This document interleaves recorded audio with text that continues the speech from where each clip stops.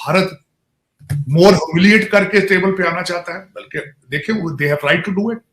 आपके पास मांगे तांगे के भी 5 बिलियन नहीं है, उनके पास 560 बिलियन है। उनको बात आपसे करने की क्या जरूरत है? आपकी मजबूरी है उनके साथ ट्रेड करने की। भारत के साथ रिलेशनशिप आज आपकी मजबूरी है।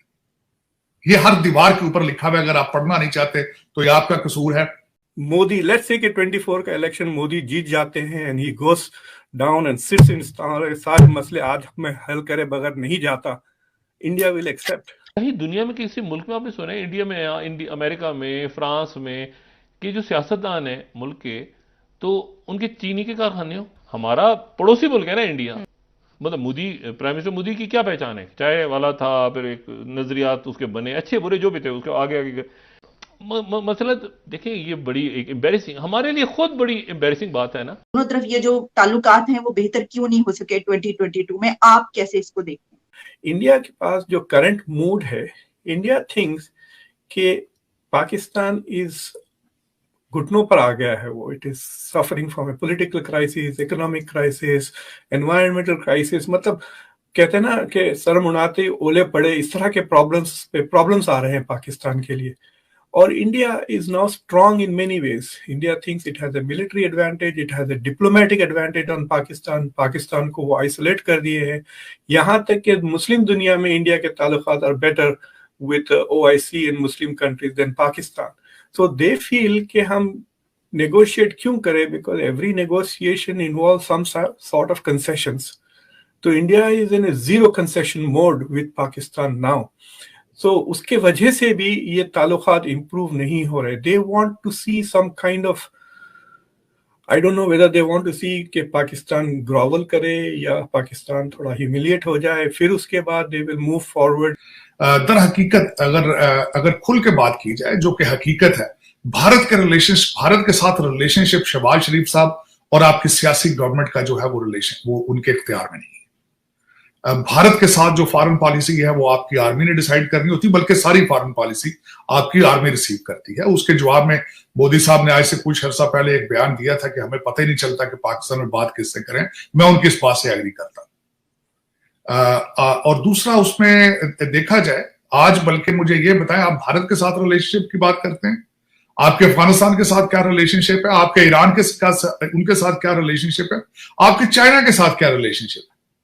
आप सिर्फ और सिर्फ रिलेशनशिप उन अक़वाम के साथ बनाना चाहते हैं जहां से डॉलर और यूरो आने की उम्मीद हो। आपको ईरान से डॉलर नजर नहीं आते, आप वहां नहीं जाते। भारत के साथ आप सिर्फ इसलिए रिलेशनशिप खराब रखना चाहते हैं कि आपके बजट, डिफेंस बजट इतना हो कि जिसकी हद कोई ना हो, और आप कश्मीर के मसले को भी इसी तरह उजागर रखना चाहते हैं ताकि उस पर पैसे बन सके। दर हकीकत आपको नेशनल इंटरेस्ट बेस्ड रिलेशनशिप के बारे में आज तक आपने कभी नहीं सोचा। 76 सालों में अब सोचना पड़ेगा। इन 4 ममालिक जिनके साथ मैंने नाम लिया, अगर आप रिलेशनशिप बेहतर नहीं करेंगे, आप सर्वाइव नहीं कर पाएंगे। आज हम बात सर्वाइवल की कर रहे हैं, हम यहां हंसी खुशी की बातें नहीं कर रहे हैं। डॉक्टर साहब ने तो खैर कहते हैं कि दरिया को कूजे में बंद कर दिया। उन्होंने कहा कि शायद भारत मोर ह्यूमिलिएट करके टेबल पे आना चाहता है, बल्कि देखिए they have right to do it. आपके पास मांगे तांगे के भी 5 बिलियन नहीं है, उनके पास 560 बिलियन है। उनको बात आपसे करने की क्या जरूरत है? आपकी मजबूरी है उनके साथ ट्रेड करने की, क्योंकि आप भूख से मर रहे हैं। भारत भूख से नहीं मर रहा। आज आपके पास you don't have any choice except fixing relationship with India. Bharat के साथ रिलेशनशिप आज आपकी मजबूरी है। ये हर दीवार के ऊपर लिखा हुआ है। अगर आप पढ़ना नहीं चाहते तो ये आपका कसूर है। अगर आप पाकिस्तान को फिक्स नहीं करना चाहते तो आपका कसूर है। ये भारत का कसूर। पॉलिटिकल सिचुएशन इस वक्त जो हालात हैं चाइना के, फिर हम देख रहे हैं अमेरिका, किस तरीके से इनकी policies India towards India and Pakistan change होती रही, टिल्ट होते रहे। तो ये सारी जो सिचुएशन है, ये भी एक रोल प्ले कर रही है इंडिया और पाकिस्तान के बीच हालात बेहतर ना होने के वजह है। समझते हैं आप ऐसा? अगर पाकिस्तान कोलैप्स होगा तो सबसे ज्यादा नुकसान इंडिया का ही होगा। रेफ्यूजीज, इमेजिन 25 मिलियन रेफ्यूजीज अगर पैदा हो गए, इधर आ गए, तो क्या रोकेंगे बॉर्डर पे? उनको गोलियां मारेंगे? नहीं ना। So there are lots of problems for India if Pakistan is not ticking along in some way. India में बाद लोगों का ख्याल है कि we will wait for Pakistan to collapse and break into 4 pieces, मतलब वो डिसइंटीग्रेशन की बात कर। That is not a good solution, it will create lots of problems for India. जितना power advantage India has right now over Pakistan, आप उसको reverse करके देख लें सिचुएशन। अगर उतना पावर एडवांटेज पाकिस्तान को अगर होता इंडिया के ऊपर इस वक्त, तो फिर वो जंग कर देते और एक कश्मीर की तलाश में। So India is acting with quite restraint, मैं कहता हूँ इस सिचुएशन में, वरना they are moving towards a slow collision.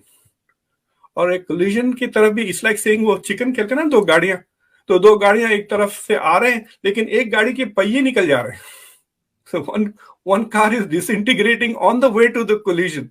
तो ये कार सोच रही है जरा स्लो हो जाए ताकि वो आने से पहले वो डिसइंटीग्रेट हो जाए तो बेहतर है। That is the mood in India. So I have a feeling के India needs to show bold, और ये मेरे ख्याल से नरेंद्र मोदी ही कर सकते हैं। जिस तरह से कहते हैं ना कि Nixon is the only president who could have gone to China, तो आई थिंक देखिए, अगर राहुल गांधी पीस बढ़ाते हैं, एक्सेप्ट नहीं करेंगे, लेकिन अगर मोदी, लेट्स से कि 24 का इलेक्शन मोदी जीत जाते हैं and he goes down and sits in, सारे मसले आज में हल करे बगैर नहीं जाता, India will accept the solutions that Modi will accept. वो मेजर गौरव आर्या कह रहे थे कि लेट्स सपोर्ट पाकिस्तान के Imran Khan, he is the biggest threat to Pakistan. India के सबसे बड़े एलाई इमरान खान है, वो हर चीज को डिस्ट्रॉय कर रहे हैं पाकिस्तान में, जो पाकिस्तान को स्ट्रेंथ देती है। मिलिट्री के पीछे पड़ गए, इंस्टीट्यूशंस के पीछे पड़ गए, कोर्ट्स के पीछे पड़ गए। So I have a feeling के there has to be a paradigm change, या इंडिया में हो या पाकिस्तान में हो, वरना द सिचुएशन, और Indians also have to realise कि Pakistan collapse is not going to be good for India. Bharat और चाइना के रिलेशनशिप आप देखें कि लाइन ऑफ कंट्रोल के ऊपर किस तरीके से एक दूसरे के साथ वो थप्पड़ मार रहे हैं, एक दूसरे डंडे मार रहे हैं, लेकिन ट्रेड उनका चल रहा है। मॉडल तो है, लेकिन हकीकत ये है कि भारत कई दफा करता भी है, लेकिन फौरन हमारे जो मिस्टर हैंडसम है वो फौरन अपनी पॉलिटिकल इक्विटी की तरफ जाना शुरू हो जाते हैं। सबसे बड़ा प्रॉब्लम जो पिछले 76 ईयर्स पे, चाहे उस पर पॉलिटिकल हो, चाहे उस पर बजट हो, चाहे कुछ भी हो, जो मसला बना हुआ है, जो बना के रखा गया है, वो कश्मीर का इशू है। और उस पर मैं समझता हूं कि परवेज मुशर्रफ पीरियड के अंदर the both countries were very close to accept the to come to the conclusion. मैं समझता हूं कि वही कंक्लूजन जो उस वक्त भी था उसको इंप्लीमेंट करना चाहिए।